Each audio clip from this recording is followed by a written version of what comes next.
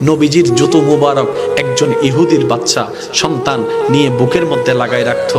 একটা দিন যখন নবীজির রহমাতুল লিল আলামিন খবর পেয়েছেন ও ছেলেটা অসুস্থ, নবীজি সবকিছুকে ফেলে ওই ছেলেকে দেখার জন্য চলে গিয়েছেন। সুবহানাল্লাহ। যাওয়ার পরে নবী বুঝতে পারলেন তার আর দুনিয়ার ভিসা বেশিক্ষণ নাই। রবের কাছে দোয়া করলেন, ও আল্লাহ, আমাকে মহাব্বত করে আমার জুতা নিয়েছে, আমাকে মহাব্বত করে আমার জুতা বুকে নিয়েছে। জগৎ যখন জানবে নবীর জুতা বুকে নিয়ে নেওয়ালা জাহান্নামে চলছে, জাহান্নামের আগুনে চলছে, আল্লাহ, এটা তো আমার ইজ্জতের ক্ষতি, এটা তো আমার ইজ্জতের ক্ষতি। তুমি না বলেছো ওয়ারাফানা লাকা যিকরাক, তুমিই তো বলেছো ওয়ালা সাওফা ইউতিকা রাব্বুকা ফাতারদা, তুমি তো আমাকে বলেছো ওয়ামা আরসালনাকা ইল্লা রাহমাতাল লিল আলামিন। নবীজি যখন রবের কাছে ফরিয়াদ করলেন, রব দোয়া কবুল করলেন। আল্লাহ তাআলা রাসূলকে নির্দেশ দিলেন, আপনি ওকে কালিমা পড়তে পড়েন। সে কালিমা পড়তে দেরি, ইন্তেকাল হতে দেরি হবে না, ইন্তেকাল হতে দেরি, জান্নাত দিতে দেরি হবে না। সুবহানাল্লাহ।